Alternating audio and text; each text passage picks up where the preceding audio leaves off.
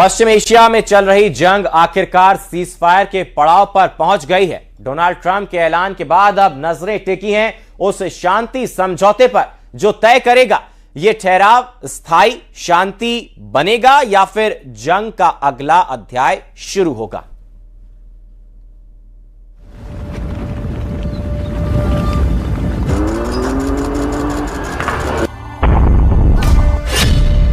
पहले डेडलाइन, फिर धमकी और अब सीज फायर। पश्चिम एशिया में पिछले करीब 40 दिनों से चल रहा महायुद्ध अब सीज फायर की तरफ बढ़ चुका है। अगले 2 हफ्ते तक दोनों देशों के बीच अब ना तो गोलीबारी होगी, ना ही मिसाइलें चलेंगी और ना ही ड्रोन उड़ेंगे। ईरान को दी गई डेडलाइन के खत्म होने से 1.5 घंटे पहले अमेरिकी राष्ट्रपति ट्रंप ने 2 हफ्ते के सीज फायर का ऐलान किया, जिसमें उन्होंने बताया कि यह फैसला एक अहम शर्त के साथ जुड़ा है, जिसके मुताबिक ईरान को तुरंत हॉर्मुज स्ट्रेट खोलना होगा।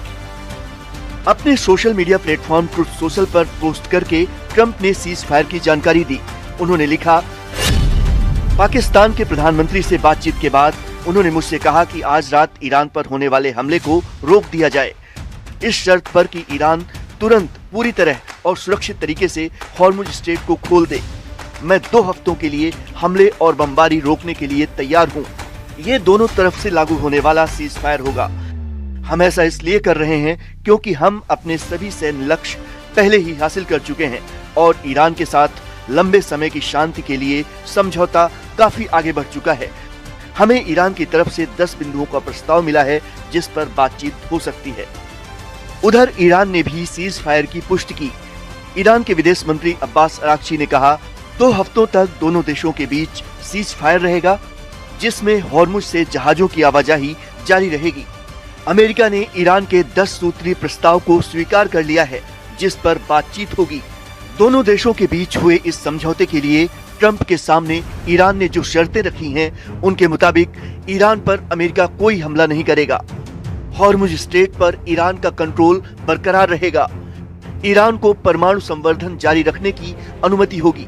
ईरान पर अमेरिका के सभी आर्थिक प्रतिबंध खत्म होंगे।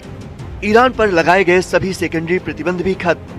संयुक्त सुरक्षा परिषद के सभी प्रस्ताव रद्द। International atomic energy agency board of governors के सभी प्रस्ताव रद्द होंगे। अमेरिका ईरान को जंग में हुए नुकसान का हर्जाना देगा। पश्चिम एशिया से अमेरिकी सेना की वापसी होगी और लेबनान समेत सभी मोर्चों पर युद्ध विराम होगा। उधर ईरान के सुप्रीम लीडर मुज्तबा खामनेई ने भी सीज फायर को अपनी मंजूरी दे दी है।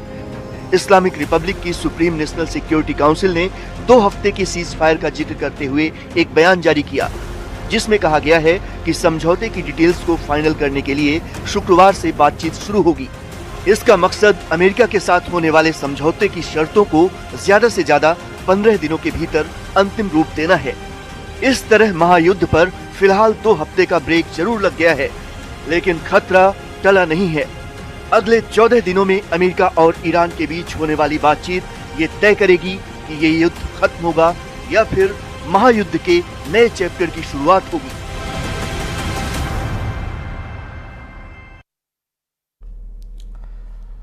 और अब से 40 दिन पहले ईरान के खिलाफ इस जंग का आगाज अमेरिका और इजराइल ने किया था, लेकिन अब जबकि 2 हफ्तों के सीज फायर का ऐलान किया गया है, तो सवाल उठता है कि आखिर इन 40 दिनों की जंग का नतीजा क्या निकला, कौन किस पर कितना भारी पड़ा। देखिए,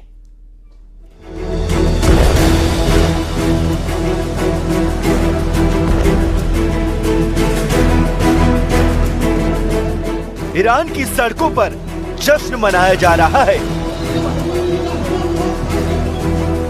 ईरान इन इंडिया के आधिकारिक अकाउंट से साझा तस्वीरों के जरिए ईरानी सभ्यता की ताकत को दिखाया जा रहा है। तस्वीर में अमेरिकी राष्ट्रपति डोनाल्ड ट्रंप को झुका हुआ दिखाया गया है।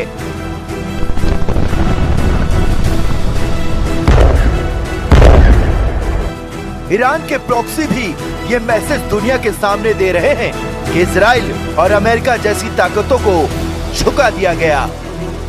हिजबुल्लाह की तरफ से लिखा गया है, हम दुश्मन को घुटनों पर ला देंगे।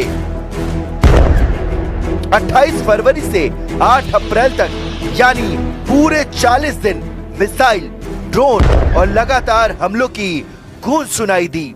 अमेरिका और इजराइल ने ईरान के सैन्य ढांचों को निशाना बनाया। एयर डिफेंस, मिसाइल साइट्स और न्यूक्लियर ठिकानों पर बार बार हमले किए गए।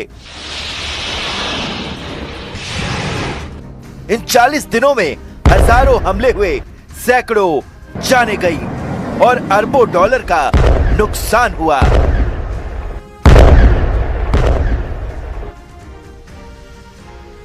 यानी जश्न और दावों के बीच ये जंग दूसरी तरफ भारी पड़ी। लेकिन जब ये जंग शुरू हुई थी, तब इसे ईरान के न्यूक्लियर इरादों को चुनौती देने के मकसद से शुरू किया गया था।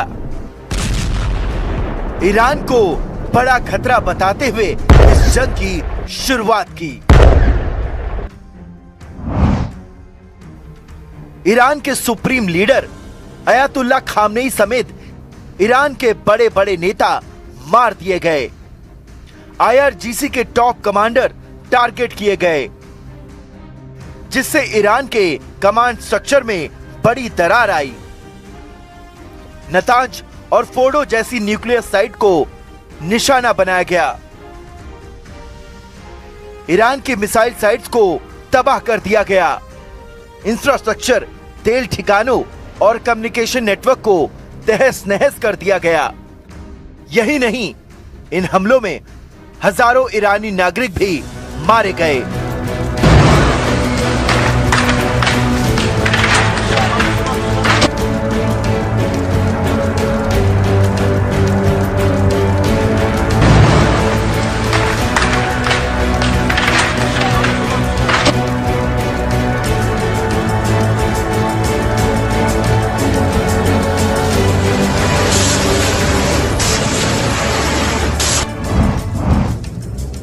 इजराइल के एक वरिष्ठ अधिकारी के मुताबिक भारी सैन्य दबाव के आगे ईरान को झुकना पड़ा और बिना शर्तें मनवाए स्ट्रेट ऑफ हॉर्मुज को खोलने पर सहमति देनी पड़ी। दावा यह भी है कि अमेरिका और इजराइल के बीच पहले से तालमेल था और सीजफायर भी उसी रणनीति का हिस्सा था। सूत्रों के मुताबिक ईरान को न तो प्रतिबंधों में राहत मिली, न ही जंग खत्म करने की कोई गारंटी।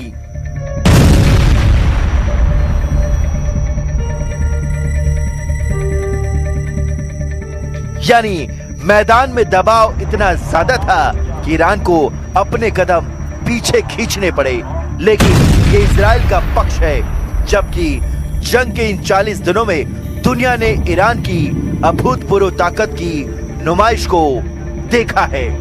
दुनिया ने देखा है कि कैसे सुपर पावर के सामने ईरान ने जोरदार प्रतिरोध किया। ईरान की मिसाइलों ने इजराइल से लेकर अमेरिकी सैन्य ठिकानों को लगातार टारगेट किया। स्ट्रेट ऑफ हॉर्मुज की नस को दबाकर ईरान ने पूरी दुनिया के सामने अपनी ताकत का लोहा मनवा दिया, जिसका असर यह हुआ कि भले ही ईरान को इस जंग में भारी नुकसान उठाना पड़ा, लेकिन उससे अमेरिका और इजराइल को अब तक अपने लक्ष्य से दूर रखा है।